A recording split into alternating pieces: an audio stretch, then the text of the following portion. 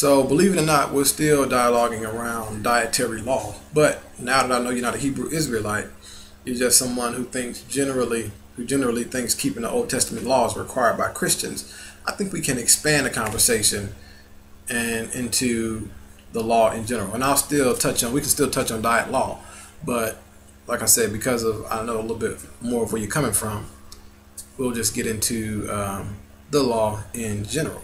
So and what I'm going to do too with this video, the last email you sent me, you asked some really good questions, had some good statements that I'm going to address.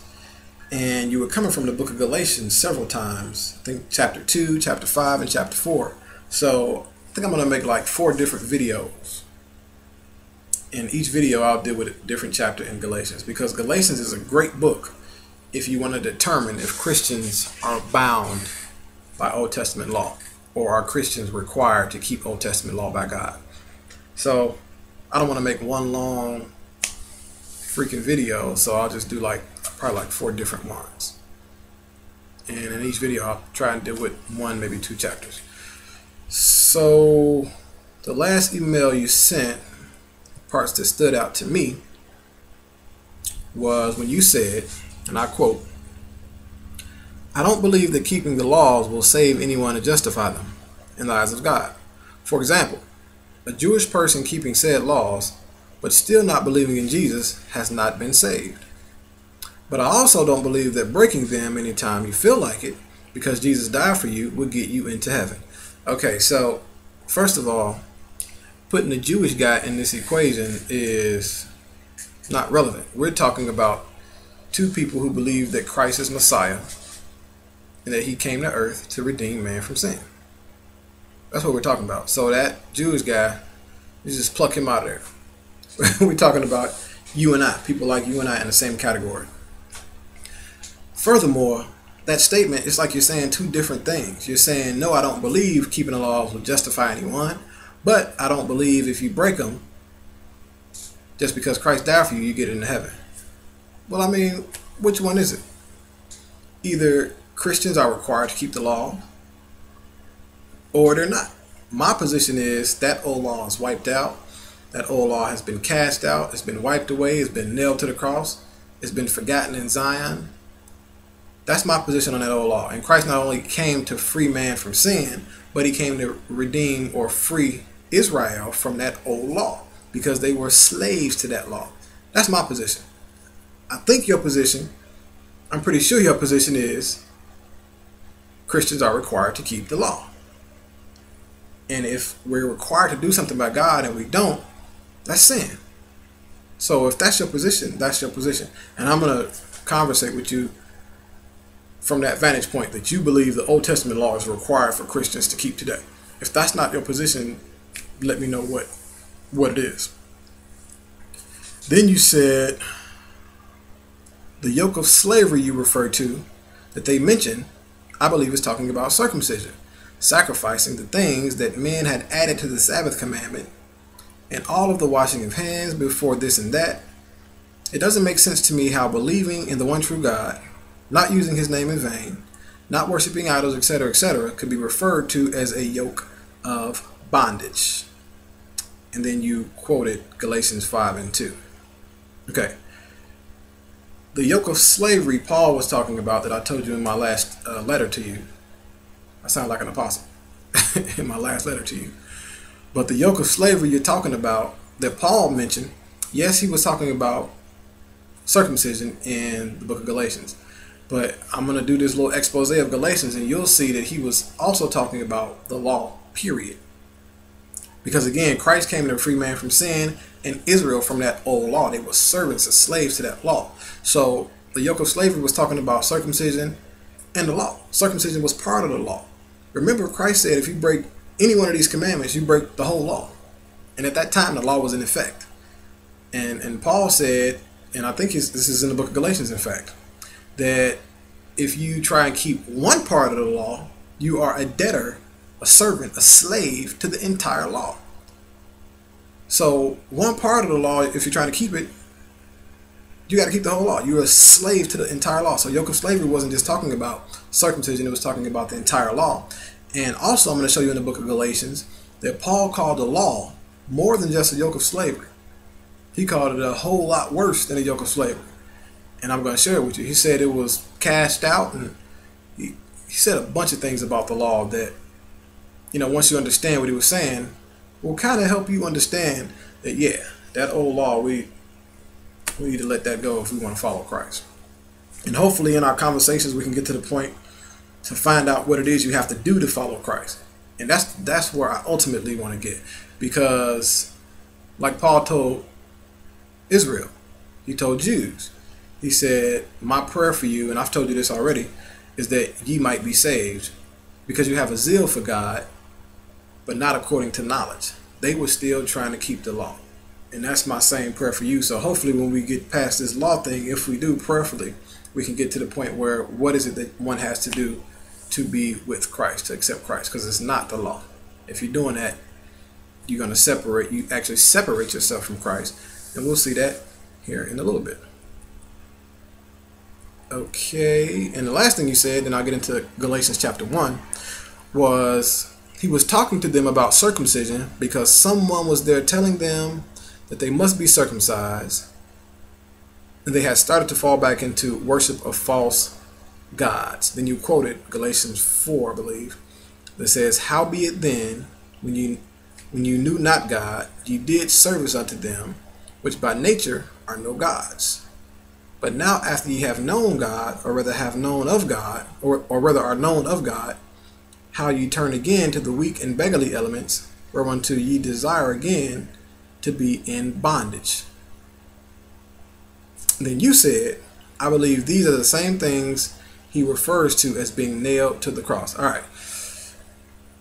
That being nailed to the cross, well, in that last statement, which I think what you're saying is, when Paul called something bondage in Galatians chapter 4, 8, and 9, he was referring to them worshiping idols. I think that's what you're saying. If that's what you're saying, that's not accurate. And I'm going to show you that later, and probably in the second video. He wasn't talking about idol worship. He was talking about law. And I'm going to show you that over and over again. The law was bondage. It was a yoke of slavery. You was a servant to it. And that thing, the things that were nailed to the cross, I'm not sure if you're talking about idol worship again, but that's not what was nailed to the cross. Okay, it was law, parts. It was the law. It was ordinances. It wasn't the yoke of slavery. So let's get into Galatians 1. And I'm going to spend about 5 minutes on Galatians 1. I got some notes here. And then I'm going to get into, I'll do the next video. It'll be Galatians 2 and 3. And then one more video, Galatians 4, 5, and 6. So it'll be like 3 videos. So Galatians is a great book if you want to determine, again, like I've already said, should I keep the law as a Christian? Is it required of me to keep the law? And Paul is the guy you want to talk to. Because remember, he was a chief Jew, and I'm about to read that to you. Galatians chapter 1. We'll start at verse 6. And it's going to show you a couple things. I'm going to read verse 6 through about 8. And it's going to show you a couple things. It's going to show you what the book of Galatians was generally about, and who we are to listen to as far as our authority in this age, in the Christian age. Paul says, and he was talking to Christians here, I marvel that ye are so soon removed from him that called you into the grace of Christ unto another gospel, which is not another, but there be some that trouble you and would pervert the gospel of Christ. But though we or an angel from heaven preach any other gospel unto you than that which we have preached unto you, let him be accursed. So first of all, I want you to know what the gospel is. I think it's in 1 Corinthians chapter 15, I believe 1 through 5.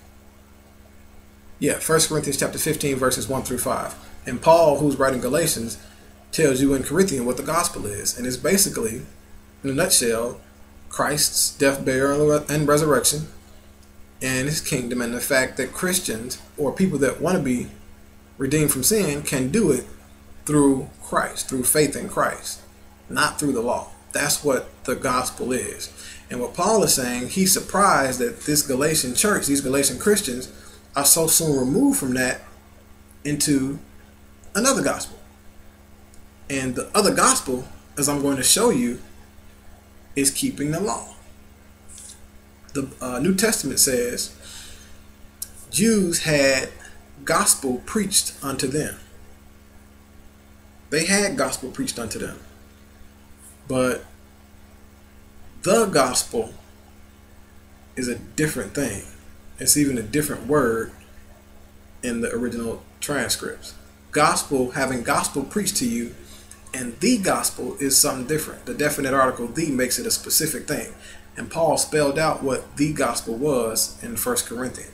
It's the death, burial, and resurrection of Christ.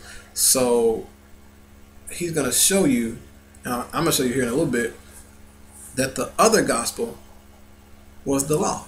They were leaving what he preached, or was delivered to them, into preaching, into believing another gospel. Also, verse number 8 says, But though we are an angel from heaven preaching any other gospel unto you than that which we have preached unto you, let him be accursed. He said, if somebody preaches, if we or any other, or an angel preaches another gospel other than that which we have preached, let him be accursed. He never mentioned prophets. He said, whatever gospel we have preached, if somebody preaches, even us, another one, let it be accursed. So if you want to find out what's required of God today, you got to get it from the apostles. You can't get it from the prophets. Paul just said the gospel that we have preached, meaning we the apostles, not the prophets. Go down to verse 11, I believe. Yeah, verse 11. But I certify you, brethren, that the gospel was preached of me, because that the gospel which was preached of me is not after man. For I neither received it of man, neither was I taught it, but by the revelation of Jesus Christ. For ye have heard of my conversation in times past, that in the Jews' religion, how that beyond measure I persecuted the church of God and wasted it, and profited in the Jews' religion above many my equals in mine own nation, being more exceedingly zealous of the traditions of my father. So I'm just trying to show you there that Paul is the guy you want to talk to. He's that guy. If you want to find out, should a Christian keep the same law Jews used to keep, Paul's your man. Paul just told you he was a higher ranking Jew, had more zeal, profited more than any other Jew, many of his equals in his own nation, and had more zeal than many of his equals. So he was the man. So we definitely talking to the right guy. And this book is Galatians is gonna get real detailed into what should we keep this law that Paul himself kept. Okay, Paul kept the law and persecuted Christians because they wouldn't.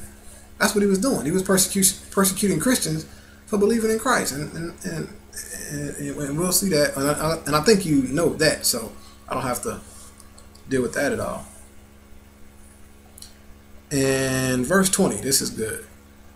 Now the things which I write unto you, behold, before God, I lie not. So he's about to tell them some things, and he just told them that what I'm about to tell you is not a lie. It's from God. So that's Galatians 1, and I'm going to get into Galatians 2 and 3 in this next video.